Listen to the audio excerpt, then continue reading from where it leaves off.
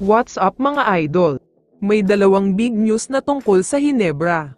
Pero bago mo sana ipagpatuloy ang panonood mo, ay huwag mong kalimutan na mag-subscribe bilang suporta sa aking YouTube channel. Maraming salamat idol.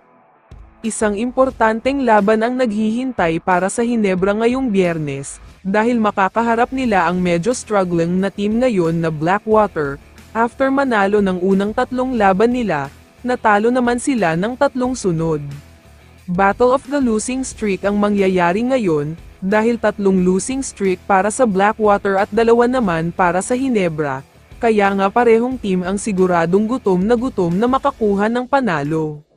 Pero kung ikukumpara ang dalawang pagkatalo nila, mas masakit ang naging pagkatalo ng Hinebra sa Terra Firma, dahil maliban sa yun ang pangalawang talo nila sa loob ng 10 years, tinambakan pa sila ng mga ito.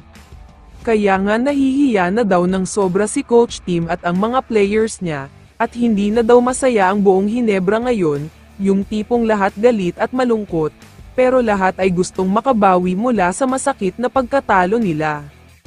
Pero alam naman nating lahat na wala pa para sa kanila ang kanilang MVP na si Scottie Thompson, pero ayon sa source ay magbabalik na daw siya sa magiging laban nila kontra sa Blackwater. 100% daw na maglalaro na talaga siya. Posibleng maging limited playing time nga lang daw siya, pero malaking bagay pa rin ang presensya niya sa court, dahil mas maganda talaga ang laro ng isang team at mga players kung meron silang magaling na point guard tulad ni Scottie.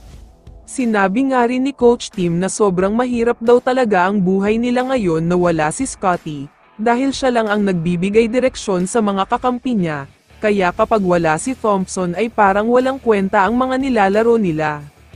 Samantala, ang isa pang good news para sa Hinebra ay itong si Christian Standhardinger, dahil ayon sa kanya ay kakalimutan na daw niya ang nangyari sa naging laban nila kontra sa Terra Firma, at magfo-focus na nga daw siya sa next game nila.